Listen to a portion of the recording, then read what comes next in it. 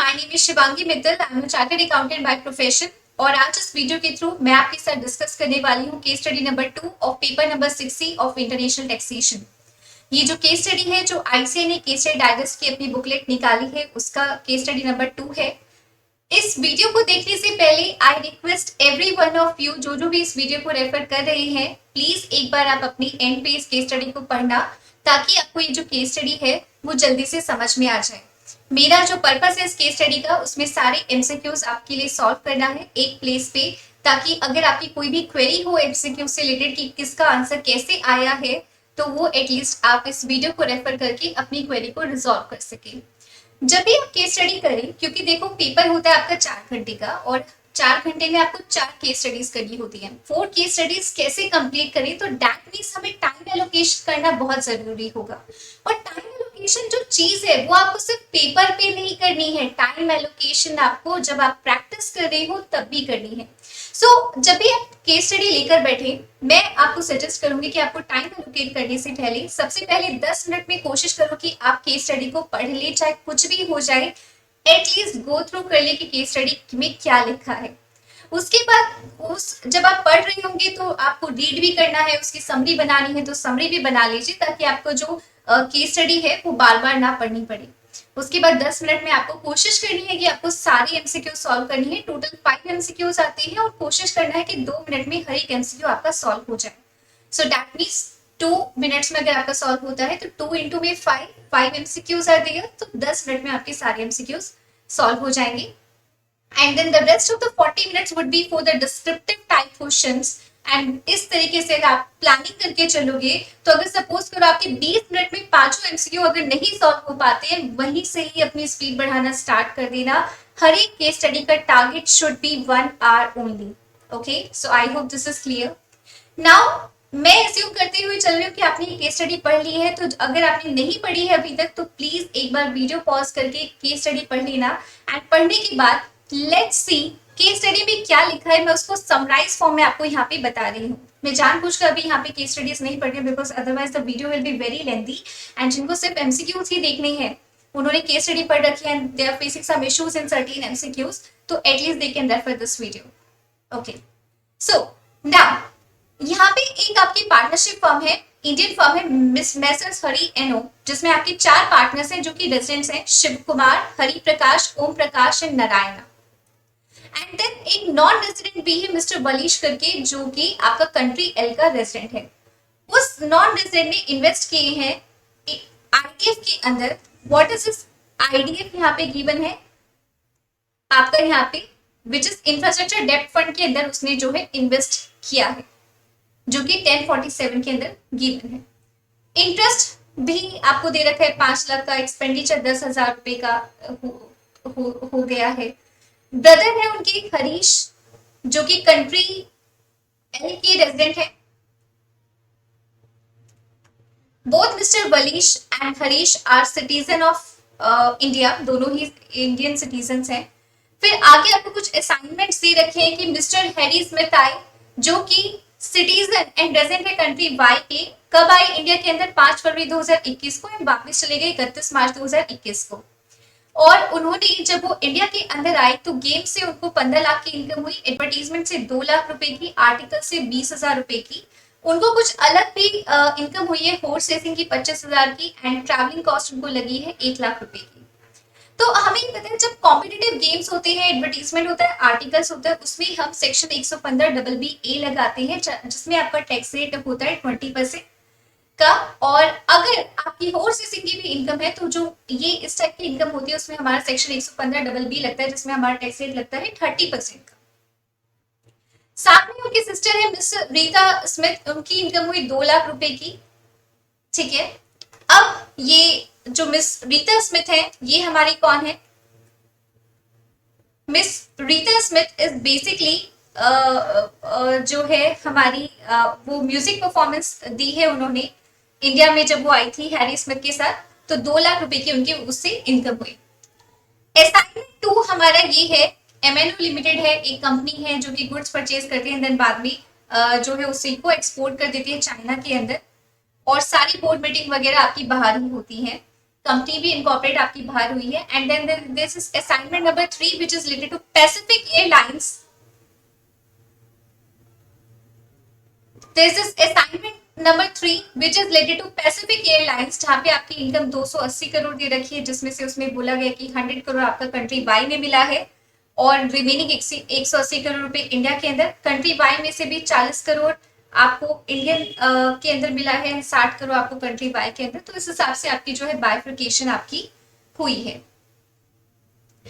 Section 44BBA मैंने आपको हमेशा बताया कि जब इंडिया से फ्लाइट जा रही हो, इंडिया से जब फ्लाइट जा रही हो तो आपकी सारी इनकम टैक्सेबल होती है, और जब इंडिया में फ्लाइट आ रही हो तो जो आप इनकम रिसीव करते हो इंडिया के अंदर वो ही टैक्सेबल होती है।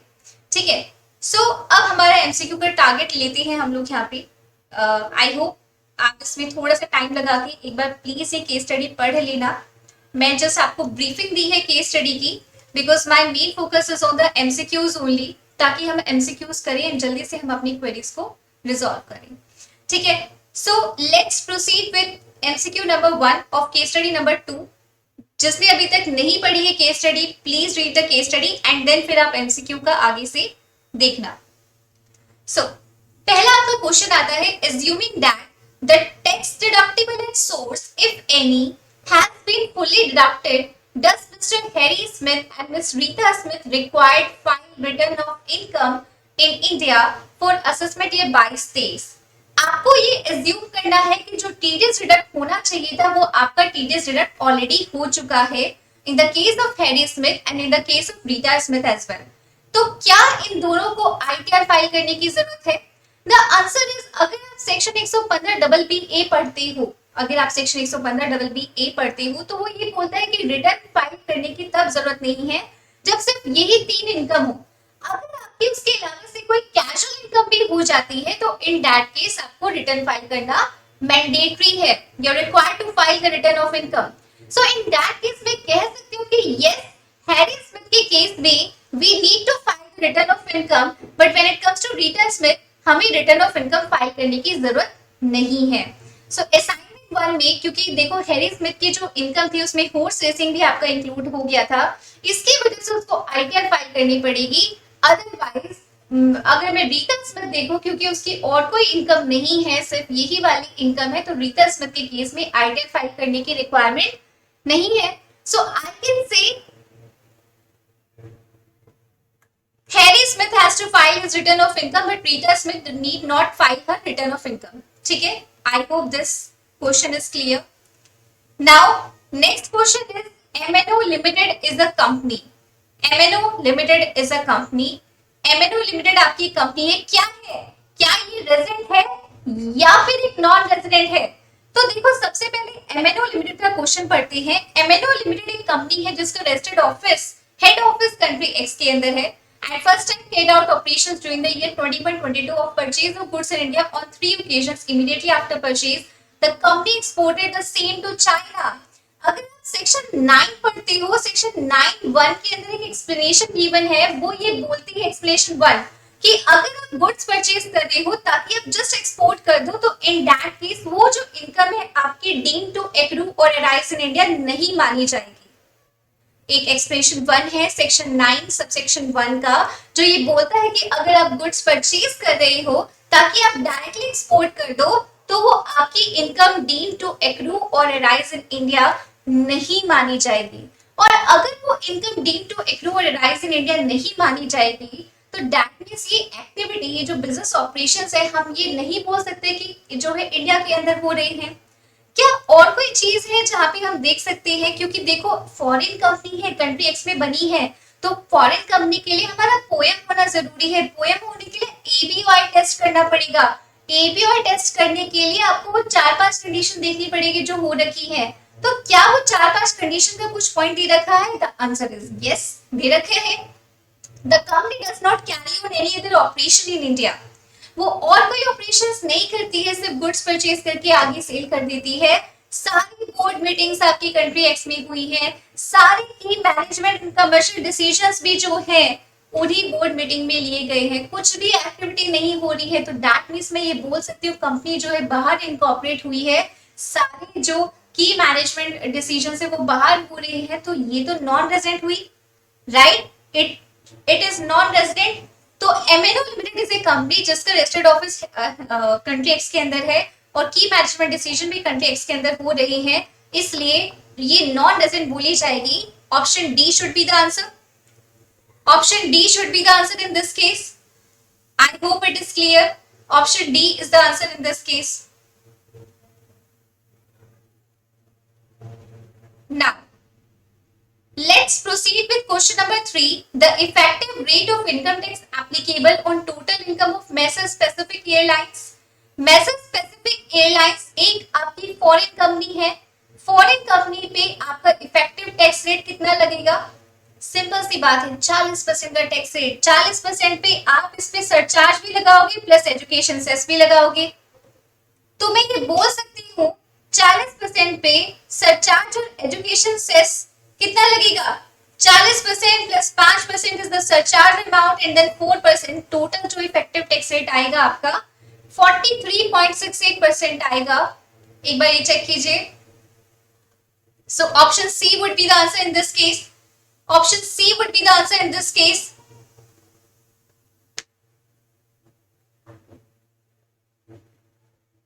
Now let's proceed with question number 4. Salary paid by Messrs Hari Om and Company to its partners falls within the limits prescribed under section 40B5. ये जो क्वेश्चन नंबर 4 और 5 है ना, इसकी क्वेरीज बहुत ज्यादा आती हैं। सो ध्यान से सुनना, क्वेश्चन नंबर 4 और 5 का जल्दी क्वेरीज काफी ज्यादा पूछी जाती हैं। सो क्वेश्चन नंबर 4 आपसे पूछा गया कि salary paid by Messrs Hari Om and company to its partners falls within the limits prescribed under section 40B5।